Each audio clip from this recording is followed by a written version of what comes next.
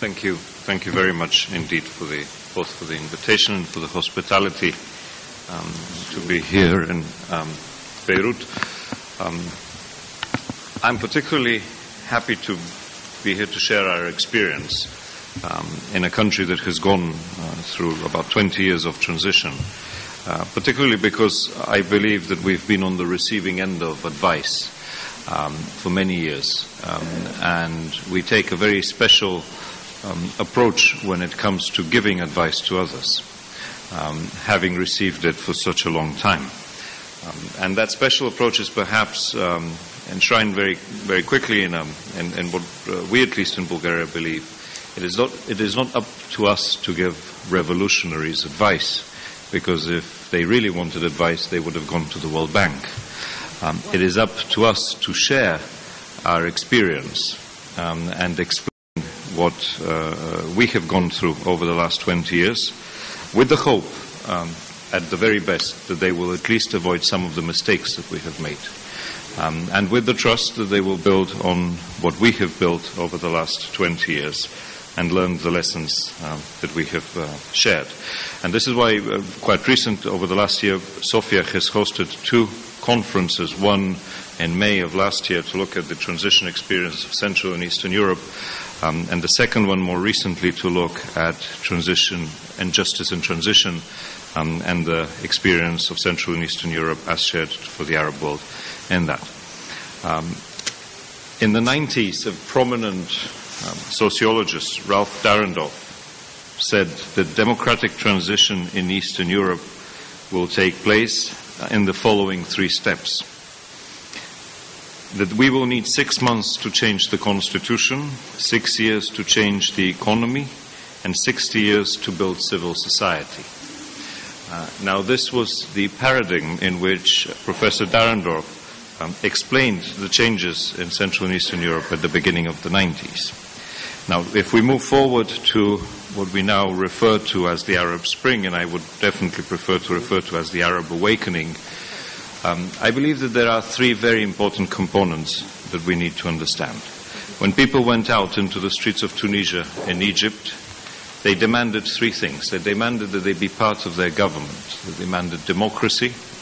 Secondly, they demanded fair economic opportunity. And thirdly, they demanded justice.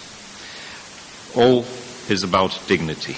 And this was a revolution about Arab dignity. Now, many people can put different titles on it. They can call it a spring, they can call it a religious revival, they can call it a challenge to the West, they can call it whatever they want, but as far as at least I'm concerned, this is a revolution about dignity, in which the Arab people have stood up to say to the rest of the world that there is no reason why you cannot have democracy in the Arab world, that there is no reason why Arabs should prefer to be governed by dictators rather than by elected presidents, that you can have rule of law, and that you can have exactly the same aspirations that the youth, the women, the children, all segments of society in the Arab world have, like the rest of our planet. Now, I've been asked to speak about lessons that we've learned in the economic transition. I believe that the main lesson, and here I want to focus very much, is that you cannot have economic transition unless you have justice in society. And this is a link which is quite often overlooked when we talk about reforms. We often fail to understand, or we at least in Central and Eastern Europe in the beginning failed to understand, that social change often lags behind political transformation.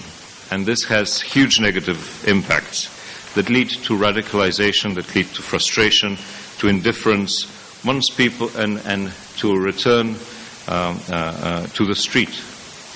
And if you understand that social change often lags behind political transformation, you will accept the fact that you cannot have a society in which people do not have fair access to economic opportunity, and I stress the word fair access to economic opportunity, that this is really the basis of justice in any country. One of the challenges which we faced in the beginning of the 90s was to move forward very quickly on our political agenda of transforming our countries, looking at the freedom of religion, looking at the freedom of the press, human rights, etc. But as we did that, we failed to understand that changing substantial parts of our societies in terms of systems of social care, education, healthcare, and the way that our economy is structured delayed the beginning of transition in a number of countries in Central and Eastern Europe. Often transition in the economy, in our case, was equated to privatization, to the government disavowing its assets and privatizing them across the board.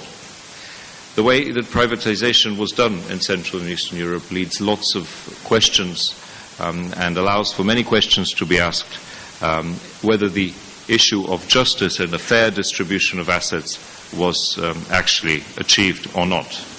But if we look at how this transformation happened, we will understand that, particularly in societies that are in the process of transition, justice in all fields is the most important task.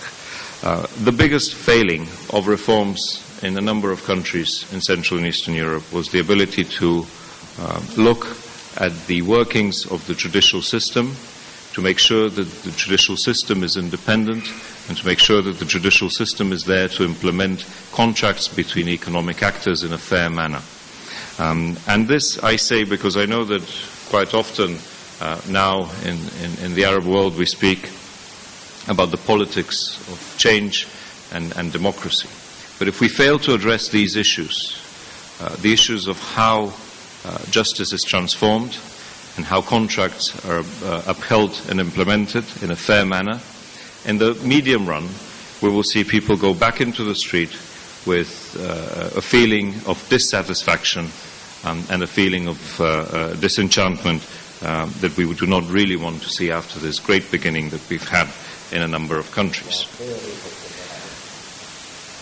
There's an important question that one needs to look when looking at economic reform, and this is: how does economic change in our societies nurture civil society and free media? And according to Professor Dahrendorf in the 90s, it would take 60 years to build civil society in Central and Eastern Europe. I think he slightly might have had that wrong, given the fact that much has been achieved over the last 20 years. But it is important to look at how to create transparent market mechanisms in an economy that support civic rights and support media autonomy. Private media outlets, in fact, are agents of change in any society. They uphold freedom of speech, they protect rights, they allow for civil society to control government. But they also bear the risk of becoming agents of particular economic or political agendas, and thus ruining the trust in institutions and the fundament of market, the public debate.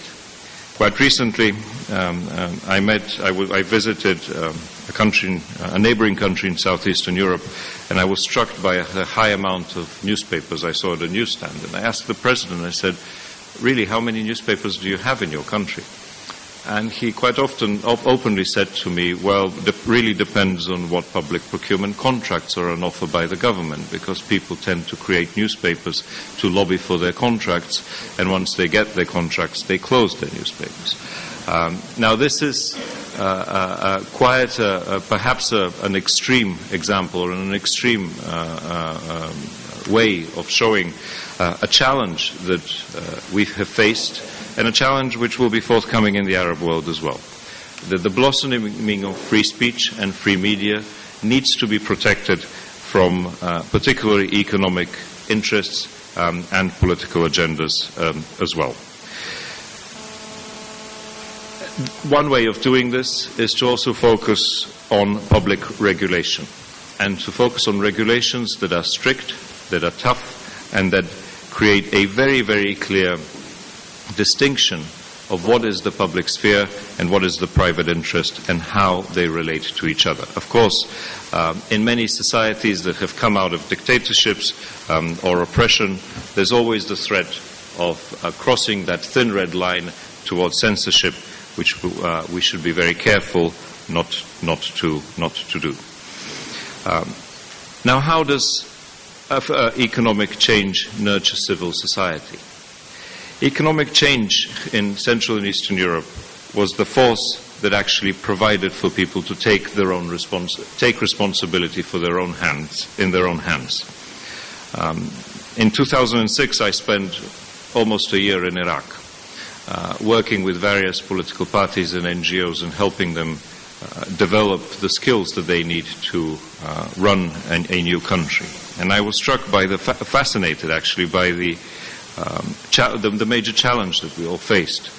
We were working with extremely intelligent people in Iraq, doctors and engineers, people with wonderful professions and experiences, who had no experience of public office and who had no experience of taking decisions in public office or no understanding of how that would work. Saddam Hussein's dictatorship had taken all that away from the people of Iraq, and they needed to develop it on a daily basis. And one way, and it was very similar in Central and Eastern Europe in the beginning of the 90s. In a country like Bulgaria, we listened to long speeches why Orthodox Christians cannot have democracy, or why capitalism and the free market economy was something that belonged to Northeast Europe, not Southeast Europe, and why there were these genetic and all kinds of historical reasons why we were different.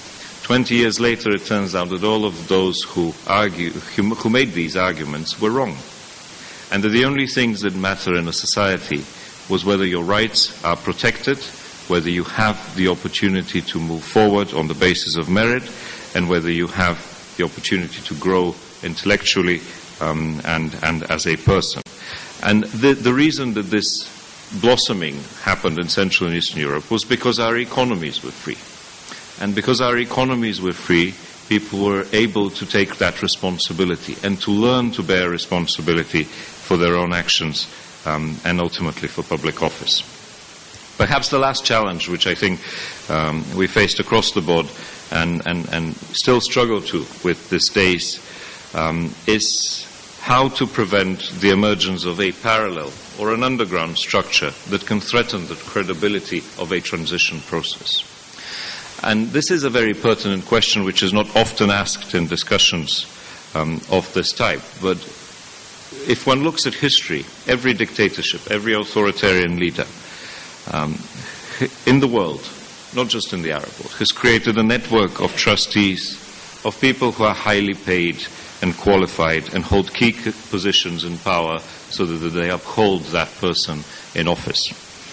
And once change comes, if there is no systemic effort, if there is no thorough effort to dismantle such parallel structures that exist within a state after the collapse of a dictatorship, these parallel structures will re-emerge, and then they will be occupied by people from the previous regime that will be seeking to protect their assets and to protect their to protect their privileges in any society. And this is part, of course, of the effort of reforming our economies, because quite often in transition, those who come out onto the streets of our capitals and demand freedom are often not those who take up the economic initiative to rebuild their countries afterwards. And if they do not do that, they face the challenge of facing their opponents from the previous regime with new clothes and under new names and perhaps with new haircuts, running new companies that end up protecting their own values and privileges. Such networks tend to undermine transition, and they need to be rooted out from any society with a systemic effort. And that effort is indeed only protected by strong constitutions, strong democratic establishments, and obviously a free economic environment. We face we faced all in Central and Eastern Europe fundamental questions on our economies, but we also faced fundamental questions on how to fight corruption and how to attract investment and how to create predictable economic climates for our countries to move forward in. And if there is one lesson which the rest of Europe is now learning under the current financial crisis, which my country learned in 96 and 97 when we went through our own financial crisis, it is that that there are a number of key factors that you need to create in order to foster the right conditions for investment and growth. You need to spend what you earn and not to live on credit. You need to sustain social cohesion in your society. You need to have a functioning judiciary, and you need to have a common set of rules that give everyone in your society a feeling of justice and protection that is deserved of every human being. And I close with these words because I think these are challenges that may often look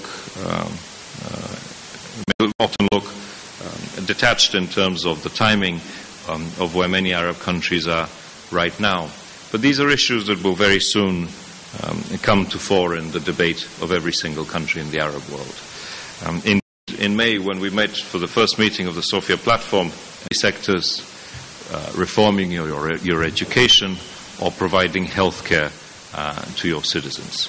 So many countries that deal today with issues that are hugely important for their successes will be facing challenges that exist along the line in the future that are 10 or 20 or 100 times more challenging. And indeed, whether the Arab Spring and the Arab Awakening has been a success will be judged one day by historians on the basis of the fact that whether Arab people have a stronger feeling for justice in their societies, whether their rights are more protected, whether they have fairer economic opportunities for their development, and whether they've been able to develop democratic institutions that protect fundamental human rights across the Arab world. It is too early to make that statement, but I strongly believe that it is our responsibility as an international community, and particularly those of us who have lived the last 20 years in times of change, not just in Europe, but in Africa, in South America, in Asia, and across the world, to actually offer our experience to our friends in the Arab world and really help them avoid the mistakes that we've made and build on the successes that we have. This is our historic responsibility that we should not shrink from. And once again, thank you very, very much for hosting this meeting here. I think it's a wonderful initiative by the UN and the Lebanese authorities as well. Thank you.